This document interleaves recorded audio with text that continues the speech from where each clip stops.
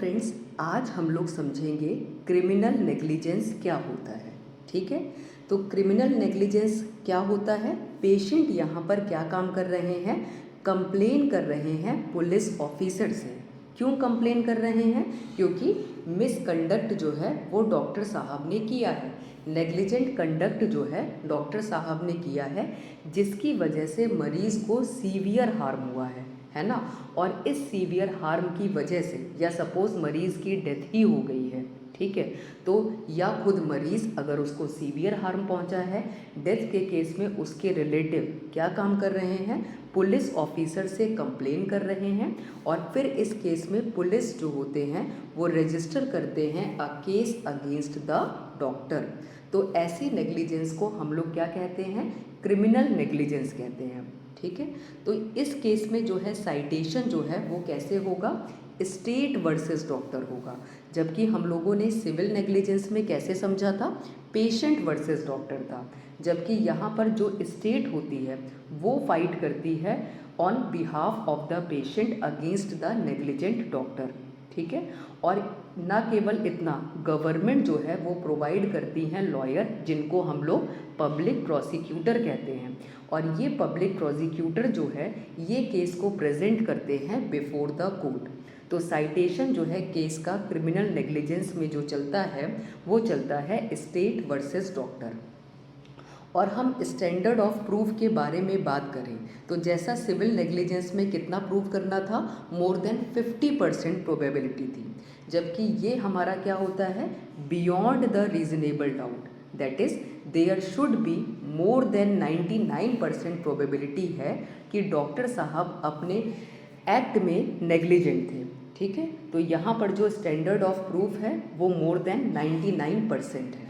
ठीक है, अब बर्डन ऑफ प्रूफ जो है वो किसके ऊपर है, the burden to collect the evidence of criminal liability, ये हमारी स्टेट के ऊपर है।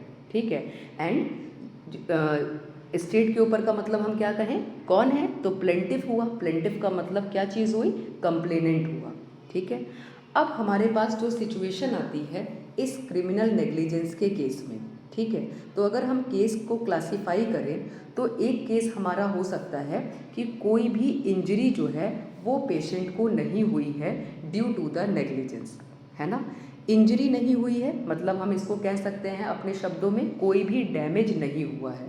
तो जैसा हम लोगों ने पिछले वीडियो में भी समझा था, तो डैमेज जब नहीं हुआ है तो पेशेंट क्लेम कंपनसेशन को नहीं कर सकते हैं in either the civil court और द CDRC। लेकिन फिर भी यहाँ पर क्या है, पेशेंट कोर्ट में जा सकते हैं, किसमें, क्रिमिनल कोर्ट में।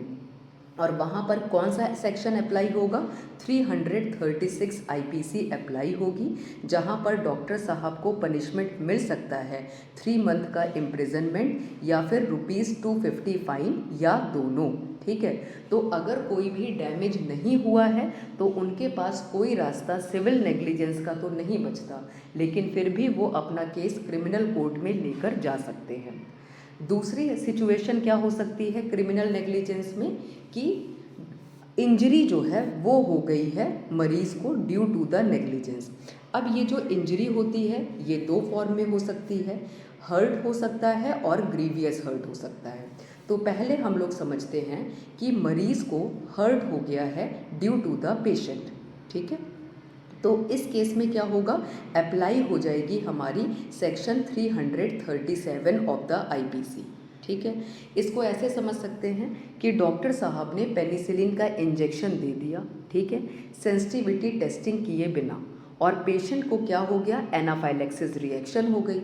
लेकिन ट्रीटमेंट से एनाफाइलेक्सिस जो है वो कंट्रोल्ड हो गई। ये अब क्या है, मरीज़ एकदम ठीक है, लेकिन फिर भी वो डॉक्टर साहब को स्यू कर सकता है under the section 337 of IPC, means 6 month का इम्प्रिजनमेंट, ₹500 फाइन या फिर दोनों।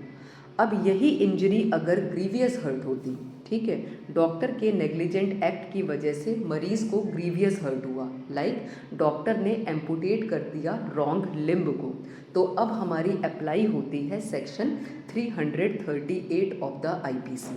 और यहाँ पर जो पनिशमेंट मिलेगी वो 2 ईयर की मिलेगी या फिर ₹1000 फाइन या दोनों। ठीक है। तो ये हम लोगों ने दो सिचुएशन समझ ली कि जब कोई इंजरी नहीं होती है, ठीक है, कोई इंजरी नहीं हुई, दैट मीन्स क्या हुआ, जैसे डॉक्टर ने डिलीवरी कंडक्ट करी under the influence of alcohol, ठीक है, लेकिन फिर भी ऐसा हुआ कि हाँ डिलीवरी जो है वो सेफली हो गई। बाद में मरीज को पता चला कि डॉक्टर ने क्या काम किया था, under the influence of alcohol delivery conduct कराई थी। तो वो जो लेडी हैं वो सिविल कोर्ट में जा सकती हैं, किस चीज़ के लिए, मॉनिटरी कंपनसेशन के लिए नहीं जा सकती हैं। क्यों नहीं जा सकती हैं, क्योंकि डिलीवरी जो है वो सेफली हो गई है ना। तो इसका मतलब यहाँ पर कोई भी डैमेज नहीं था। लेकिन इस पर्टिकुलर सीन में उनके पास दूसरा ऑप्शन है, वो क्रिमिनल कोर्ट जा सकती हैं और वहाँ पर डॉक्टर साहब को पनिशमेंट मिलेगी according to section 336 of the IPC. तो एक सीन हम लोगों ने ये समझ लिया, एक सीन हम लोगों ने इंजरी वाला समझा कि जब हर्ट हो रहा था और जब ग्रीवियस हर्ट हो रहा था तो कौन सा सेक्शन हमारे लिए एप्लीकेबल हो जाता है। अब एक सिचुएशन आती है कि डॉक्टर साहब के नेग्लिजेंस की वजह से मरीज़ की डेथ हो गई है, ठीक है। तो ये हमारा डील करता है section 304A of the IPC, ठीक है। अब ये जो सेक्शन 304A आईपीसी है ये हर डॉक्टर को अवेयर होना चाहिए, ठीक है, क्योंकि 304A आईपीसी डील करता है causing death by the negligence, ठीक है, या हम कहें डेथ जो है किसी भी पर्सन की हो जा रही है किसी भी रैश और नेग्लिजेंट एक्ट की वजह से, ठीक है। तो वो चीज़ हमारी आती है 304A ऑफ द आईपीसी में और इसमें जो पनिशमेंट है वो 2 ईयर और फाइन और बोथ है, ठीक है। इसको एग्जाम्पल से समझ सकते हैं कि डॉक्टर साहब ने पेनिसिलिन का इंजेक्शन विदाउट सेंसिटिविटी टेस्टिंग किए दे दिया। अब पेशेंट को एनाफाइलैक्सिस रिएक्शन हुई और अल्टीमेटली उनकी डेथ हो गई, ठीक है। तो जो रिलेटिव होते हैं वो स्यू कर सकते हैं डॉक्टर को under the section 304A of the IPC, ठीक है।